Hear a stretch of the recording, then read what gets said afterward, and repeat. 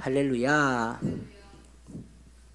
어, 주님의 자비가 우리 성도들과 함께 있기 바랍니다. 전에 제가 그 부교육자로 섬길 때 말이죠.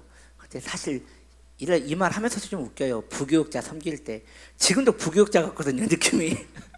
아직도 이게 부교육자 티를 못 벗어가지고 계속 누가 날 감시하는 것 같고 뭐 왠지 꼭 일지를 써야 할 것 같고 이렇게 부교육자의 마음이 여전히 있는데 뭐 제 소망은 죽을 때까지 그 마음이 있었으면 하는 마음이 있는데 뭐 그러겠어요. 또 마음이 또 변색되겠죠. 여튼 부교육자로 섬길 때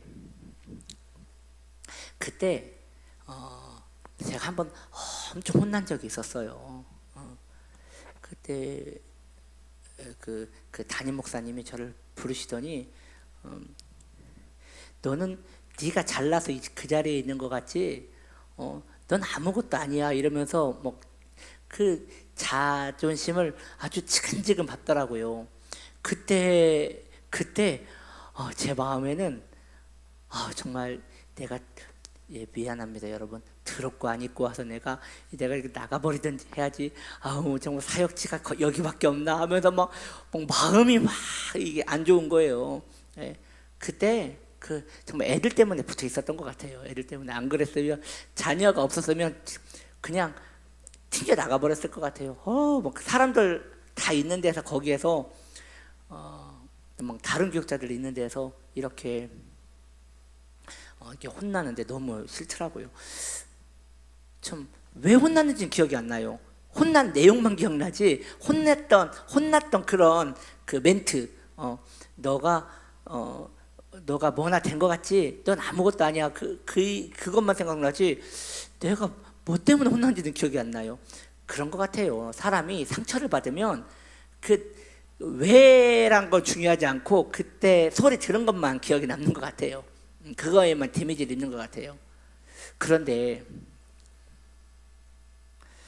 그게 꽤 오랜 시간 동안 제 마음에 이렇게 아픔이 있었거든요.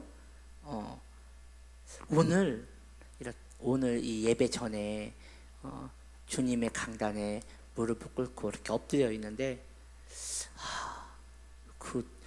그 담임 목사님이 말씀하신 게 진리다.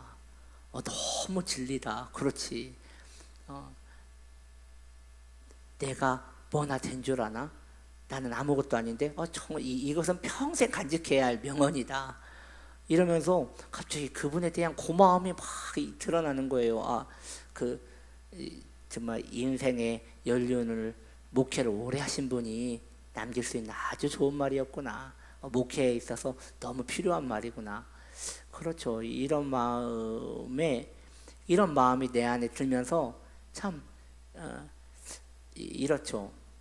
겸손한 마음이라는 것 자체가 교만한 것 같아요. 겸손하다는 것은 낮추는 거거든요. 마음을 낮추는 건데 사실 낮은 사람이 낮은 마음을 가지는 것은 겸손한 게 아니죠. 내 자리를 찾아가는 거죠. 그래서 성경에서 교만이라고 말하는 것은 자기의 자리를 이탈한 걸 교만이라고 해요. 높아진 게 아니라 자기의 자리에서 높아진 걸. 그러니까 엄밀히 말하면 겸손이란 말은 없는 거예요. 자기의 자리를 찾아 들어가는 것이니 겸손이란 말은 없는 거예요. 그래서 제 그런 생각이 들어요. 그래서 참 제가 부교육자 사역을 섬긴 후에 이렇게 담임으로 섬길 수 있는 게 참 복이다라는 생각이 들어요. 그때 지금 밟힌 게 이렇게 지금 밟혔어도 지금도 이렇게 나의 이 오만함과 내 열심히만 불끈불끈 일어나는데 참 하나님의 은혜가 이미 저를 아셔서 그때 저를 많이 깨닫게 해주셔서 마음에 이렇게 은혜를 주시는 것 같아서 참 감사하다는 생각을 가졌어요. 그리고 또 하나 깨달은 게 저기에서 주님 앞에 이렇게 엎드려 있는데 평생 이렇게 살았으면 좋겠다. 평생. 물론 계속 엎드려 있으면 배가 고프겠죠. 지금 그걸 얘기하는 게 아니죠.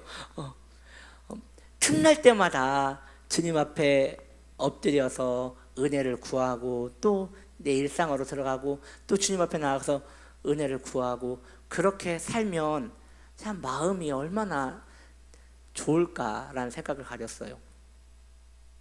그래서 그 구약의 제사에 보면, 구약의 제사도 아니죠.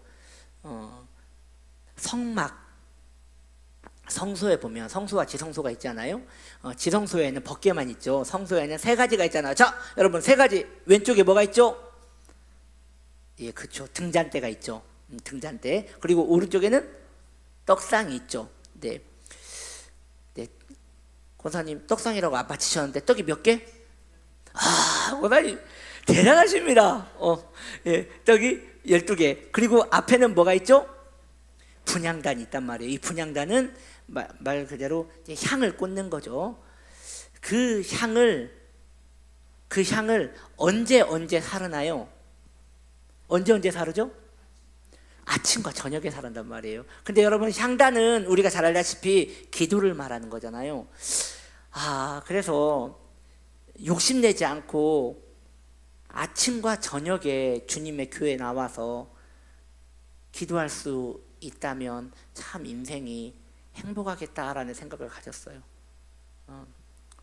그렇게 주님의 집에 와서 주님의 교회에서 아침과 저녁으로 주님을 바라보고 은혜를 구하면 참 인생이 주님 안에서 참 행복하겠다라는 생각을 가지면서 그 하나의 이렇게 로망이라고 할까요? 이런 신앙적인 그런 로망이 제 안에 일어나면서 이 꿈이 나중에는 좀 이루어졌으면 좋겠다. 더 좀 자연스럽고 자유롭게 의무가 아니라 아침 저녁으로 나와서 주님의 얼굴을 구하고 또 일상생활에 또 열심을 내고 또 주님 앞에 나와서 은혜를 구하고 그렇게 했으면 좋겠다라는 생각이 들어요. 그 전에 권사님들 말씀 들어보면 저녁에 잠 안 오시는 분이 참 많다고 했거든요. 전에 교구 생활할 때도 저녁에 잠이 안 온다고, 어제 눈이 뻑뻑해가지고 너무 힘들다고. 그런 분들이 교회 와가지고 잠도 안 오는데 교회 와가지고 계속 있으셨으면 좋겠다. 저는요, 우리 성도님들이 교회 오는 게 너무 좋아요. 그래서 한 번씩 그런 충동을 가져요. 여러분들이 이렇게 성전에 있을 때 저 혼자 기도시킨 다음에 몰래 나가서 밖에서 문을 잠궈버리고 싶은 생각이 들어요. 못 나왔으면 좋겠다. 그냥 주님의 교회에 계속 있었으면 좋겠다. 여러분, 주님의 교회를 사랑하십시오. 주님의 몸된 교회를 사랑하세요. 이게 나를 진정 사랑하는 겁니다. 주님의 은혜에 엎드려져서 거기에서 긍휼을 구하는 것이, 그게 성도의 행복이에요. 그래서 우리가 시편 23편 지금 암송하고 있잖아요. 6절이 뭐죠? 6절? 그렇죠. 나의 평생에 선하심과 인자하심이 나를 따르리니 내가 어디에? 그렇다니까요. 여호와의 집에 영원히 거하리로라. 이것이 다윗의 로망도 그거였잖아요. 왕이고 보고 다 때려치고 주님의 전에 나와서 거기에서 살았으면 하는 그런 마음이 있었단 말이죠. 이게 성도의 그 마음이어야 하는 것이죠. 그런 은혜가 우리 안에 있기 원합니다. 자, 좀 이제 기독교 강좌 시작합시다. 오늘 주제입니다. 땅의 것을 누리게 하심에 대하여 좀 이야기를 하려고 해요. 땅의 것, 이제 이 땅의 그 삼라만상을 말하는 거죠. 저는 삼라만상 하면 좀 안 좋은 기억이 있어요. 제가 그 중학생 때 그 남원에서, 전라도 남원에서 전도를 막 했거든요. 그때 전도를, 그 노방 전도를 했어요. 그 노방 전도를 그때 열심히 너무 앞서가지고 이렇게 화를 내면서 전도를 했어요. 화를 내면서 당신이 그러고도 천국 갈 수도 있겠습니까? 당신 지옥이 두렵지 않습니까? 그렇게 아주 원색적인 복음을 전했어요. 그러니 중학생이 전도지 펄럭거리면서 막 이렇게 공원에서 전도하는데 그게 뭐 그렇게 보기 좋았겠어요. 그러면서 하나님이 이 세상을 창조하셨습니다. 당신은 예수 안 믿으면 지옥 갑니다. 막 이렇게 전도를 했어요. 그때 한 분이 그러는 거예요. 자네는 삼라만상에 무엇이 있다고 생각하는가? 라고 하는 거예요. 그때 삼라만상이라는 걸 처음 들었거든요. 그래서 그 삼라만상이 무슨 뜻이냐고 내가 물어봤어요, 그분한테. 그랬더니 그것도 모르면 전도를 하지 말게 그러면서 가더라고요. 얼마나 자존심이 상하던데. 알고 봤더니 그 삼라만상이 그 온 세상을 말하는 거더라고요. 그래서 삼라만상 하면 늘 안 좋은 기억이 있습니다. 여튼 주님께서 이 땅의 모든 것을 우리에게 주신 것은 사용할 때 그 목적에 맞추어 사용만 할 수 있다면 우리는 잘못을 범하지 않을 수 있습니다. 하나님께서 창조하신 것들은 우리를 망하게 하려 하심이 아니라 유익하게 하려 하심입니다. 창조물들의 목적을 조심스럽게 바라보면 우리는 정도를 걸어갈 수 있는 것이에요. 자, 여기에서 보면요, 음식은 생명을 유지할 수 있도록 주셨고 또한 미각의 즐거움을 위하여도 주셨습니다. 맞지요? 또 의복은 몸을 가리고 추위를 위하여도 주셨지만 아름다움과 정숙함을 위하여도 주셨지요. 맞지요? 자연의 생태계의 유지를 자연은 생태계의 유지를 위하여 주셨으며 또한 아름다움과 향긋함을 누리게 하시기 위하여 주신 것이라는 것이죠.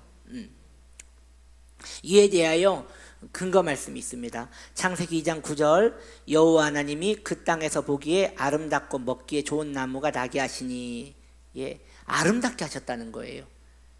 그리고 시편 104편 15절은 이렇게 말합니다. 사람의 마음을 기쁘게 하는 포도주와 사람을 윤택하게 하는 기름과 사람의 마음을 힘있게 하는 양식을 주셨도다. 금과 은, 상아나 대리석에 대한 특별한 가치를 부여해 주신 것은 다른 금속보다 돌보다 더 귀중하게 만들어 우리를 그걸 보고 기쁘게 하시려고 주신 거라는 것이죠.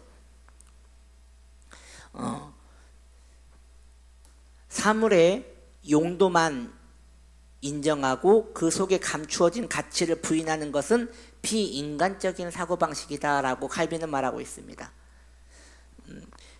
당시 칼빈 때에 수도원이 많이 흥행하고 있었는데요, 그때 수도원은 처음 창단 때와 다르게 많이 부패했어요. 그래서 좀 다른 길로 갔는데 그게 무엇이었냐면 극단적인 경건주의로 갔거든요. 그러다 보니까 그때의 사람들은 음식의 맛을 느끼는 것을 죄라고 생각했어요.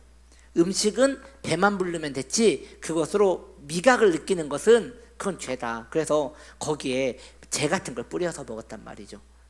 그리고 이 자연 만물을 보면서 기뻐하는 것이 또 탐욕이라고 이해를 했어요. 그래서 그분들은 늘 땅만 보고 다녔어요. 이렇게 고개를 들면 죄를 짓는다고 생각했어요. 그래서 땅을 보고 이렇게 살았단 말이에요. 아주 극단적인 경건주의였던 것이죠. 옷도 마찬가지죠. 옷도 색이 있으면 죄라고 생각했어요. 그러니까 저는 이미 죄를 지었죠. 네. 그럼 무슨 옷을 입느냐? 우리 여기 보면 우리 박정성 고사님 그 외투와 같은 그 회색, 다 그 회색만, 아무 색 안 들어간 그 회색만 입고, 그것도 옷도 두 벌 있으면 안 돼요. 그래서 이제 기워서 입었죠. 그냥 추위와 몸만 가리면 된다. 그냥 딱 목적만 이루면 된다고 생각했던 거죠. 그런데 칼빈은 이에 대하여 이야기하는 것이죠. 아니다. 그랬으면 하나님께서 이 세상을 아름답게 지었단 말을 안 하셨을 것이다. 먹고 살기 위하여 주셨지 아름답게 하려고 주시지 않았다는 것이다. 그리고 또 우리가 읽었듯이 향긋한 포도주와 이런 것들을 주지 않으셨다는 것이죠. 마음을 즐겁게 하는 포도주와 기름을 주지 않으셨다는 것이죠. 그저 사람이 생존을 위하여 주신 것이라면 하나님은 그런 것들을 그렇게 성경으로 표현하지 않았을 것이라는 것이에요. 그래서 비인간적 사고는 하나님의 은혜로 말미암아 베풀어지는 정당한 열매를 거부하는 것이다. 여기서 비인간적 사고라는 것은 극단적 경건주의를 말하는 것이죠. 그래서 이 성 프란시스 있잖아요. 이 성 프란시스는 굉장히 경건하신 분이시죠. 그분이 시편 그 욥기의 말씀에 보면 욥이 그런 고백을 하거든요. 내가 처녀를 주목하여 보지 않았으며라는 말씀이 있거든요. 그 말씀을 문자 그대로 받아들여 가지고 일평생 여인을 보지 않았다고 해요. 그게 할머니든 아가씨든 아이든 여자는 보지 않았다고 해요. 근데 문제가 있어요. 수도원에서 설교를 하는데 다 수녀잖아요. 그러면 어딜 보고 설교했느냐? 이러고 설교를 했다고. 이러고 하늘을 보고. 왜? 그 말씀에 순종하기 위하여. 참 답답한 사람이었던 것 같아요. 그러나 그때까지만 해도 그분에게 존경을 받고 경건하게 사시는 모습에서 우리가 은혜를 받았죠. 그런데 칼빈은 말하기를 이런 것은 좀 비인간적인 것이다. 하나님께서 그렇게 인간을 창조하지 않으셨다. 그래도 뭐라고 말합니까? 사람은 모든 감각을 빼앗긴 목석이 아니다. 즐거움을 누리는 것 또한 은혜이다 라고 말씀하십니다. 여러분 동감하십니까? 근데 여러분 여기까지 보면 좀 칼빈스럽지 않지 않아요? 그렇죠? 칼빈스럽지가 않아요. 내가 볼 때는. 그래서 왜 이렇게 내 마음을 좋게 하시지? 이럴 뿐이 아닌데 라고 했는데 그 다음에 당연히 이런 말이 나오더라고요. 그러나 육체의 정욕을 경계하는 일에도 열심을 내야 할 것이다 라고 이야기를 하고 있습니다. 그런 그렇죠. 이분이 그렇게 우리의 정욕을 칭찬하실 분이 아니죠. 말하십니다. 시대의 스승이신데. 그러면서 말합니다. 자유를 빙자하여 방종을 허용하면 방탕한 길에 걷게 된다라고 말하고 있습니다.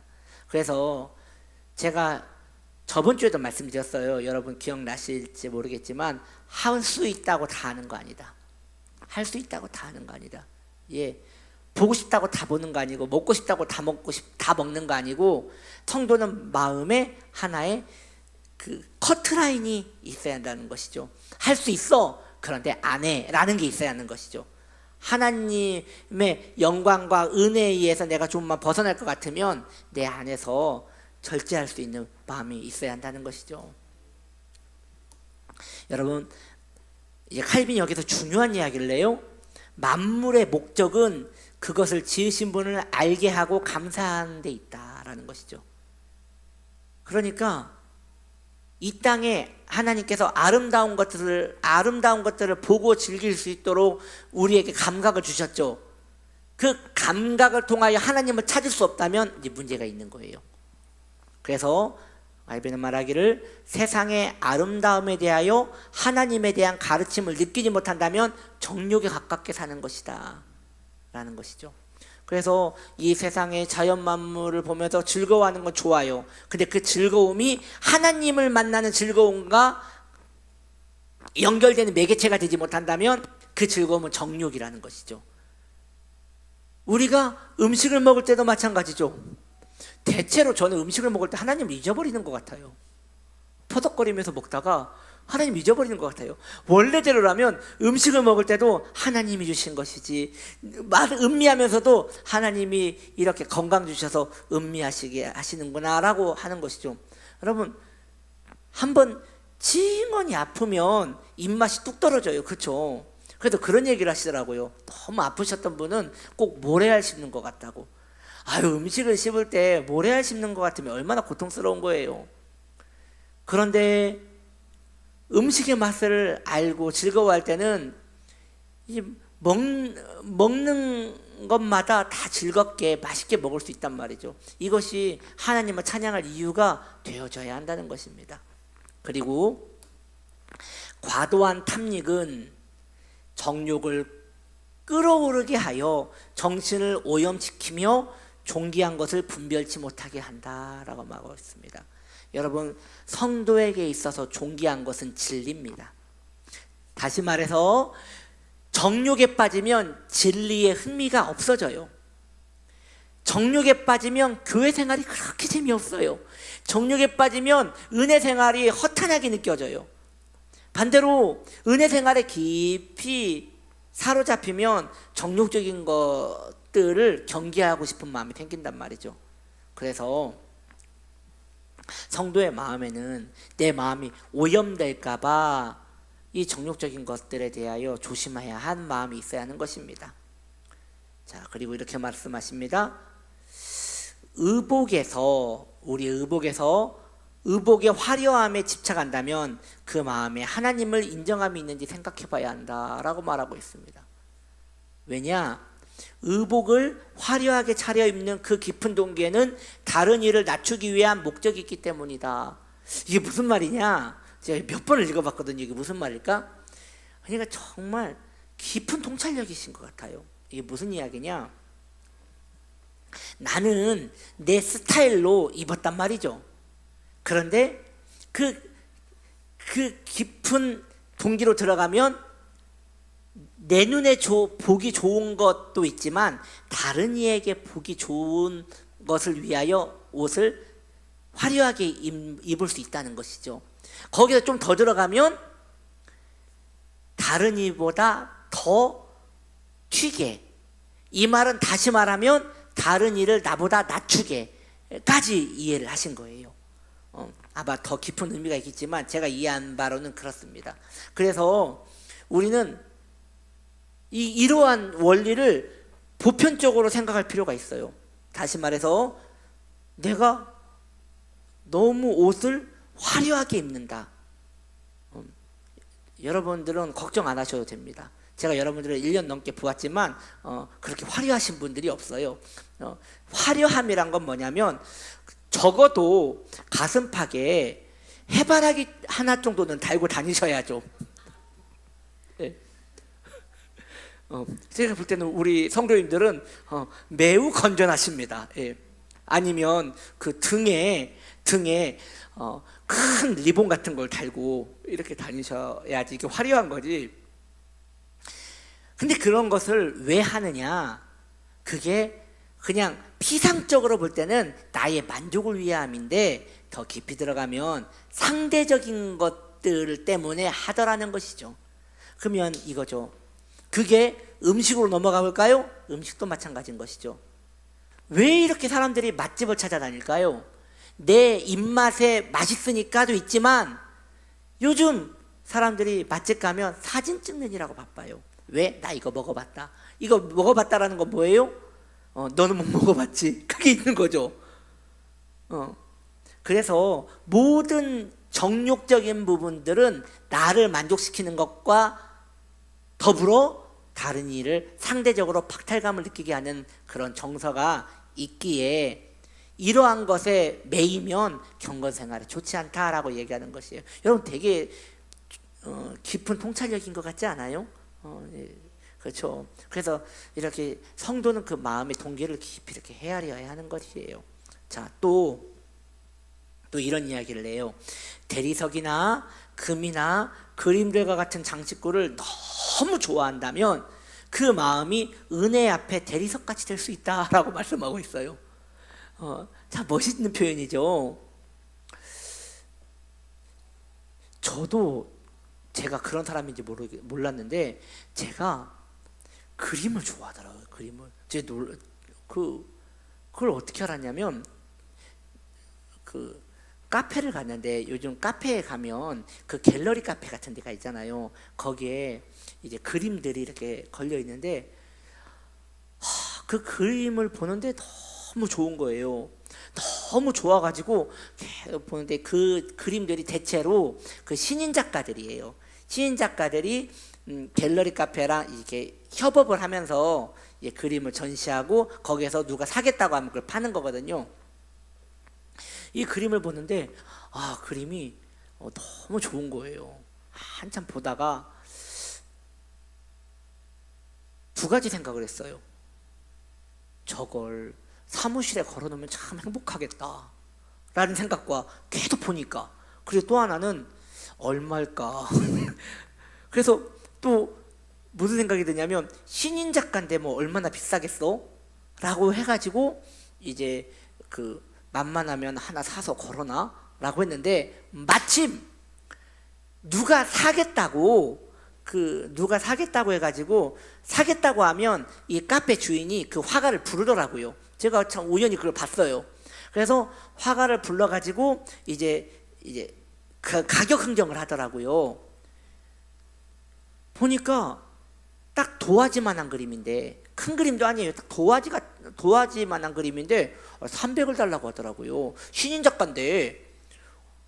그래가지고 못 쓰겠다, 안 걸어놔야겠다 하고 네, 이건 아니다라는 생각이 들었어요. 여러분, 이러한 것들을 너무 좋아하는 것은 경건의 방해가 돼요. 하나님의 아름다움을 찬양할 수 있는 방법도 되지만, 너무 좋아한다는 건 뭘 얘기하는 거냐면, 못 가졌을 때 애가 타면 너무 좋아한 거예요. 보고 좋다 하면 좋은데 그것을 소유하지 못해서 마음에 애가 탄다, 그것은 선한 게 아니에요. 그래서 좋다 정도가 딱 좋은 거지, 거기에 마음이 뺏겨가지고 저것도 없으면 나는 무슨 낙으로 사나, 이것은 하나님의 마음이 아닌 것이죠. 그러한 것에 마음이 빼앗겨 하나님의 은혜에 대한 가치를 잃어버리기 때문입니다. 우리의 마음에는 고상한 게 있어요. 진리의 말씀, 하나님의 은혜, 그리고 하나님의 형상으로 만들어진 나, 이러한 것들이 성도의 아름다움이라는 것입니다. 할렐루야. 그래서 우리 권사님들, 우리 성도님들, 고상한 은혜를 찾으셔야 합니다. 고상한 은혜가 있어야 돼요. 저는 이 고상하다고 하면 어떤 느낌이냐면 그 칡이 생각나요. 칡.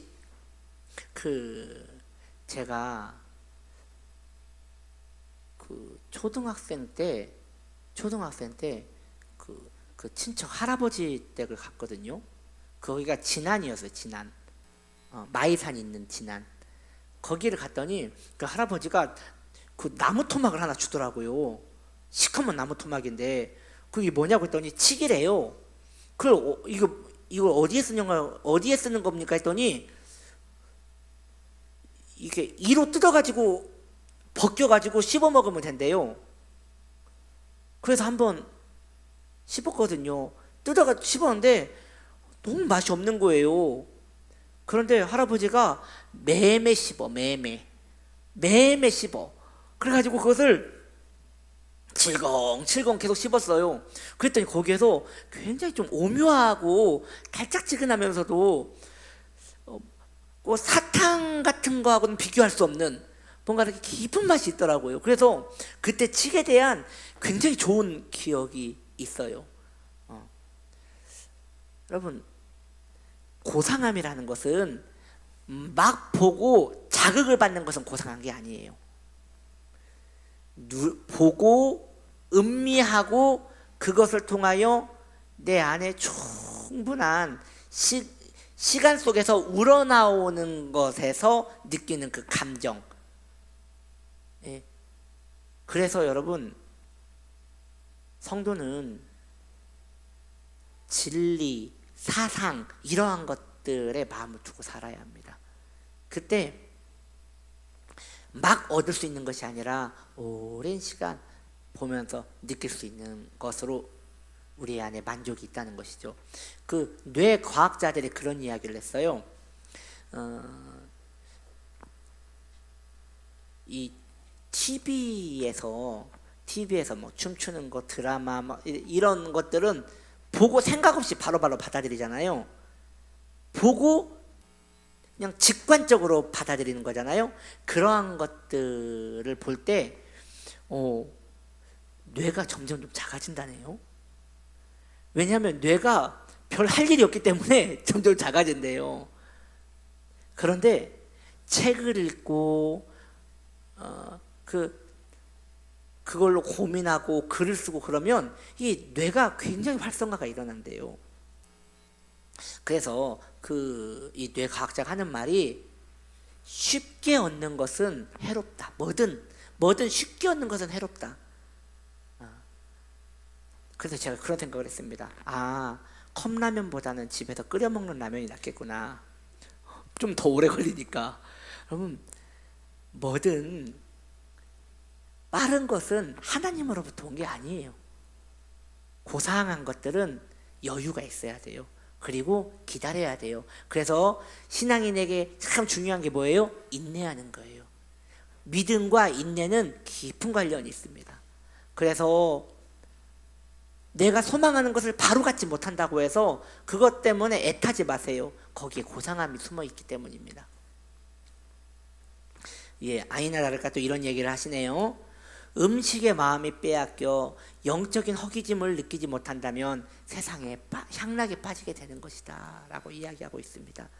그래서 로마서 13장 14절을 인용하여 말씀하시기를 오직 우리 너무 좋은 말씀인데 같이 좀 읽어볼까요?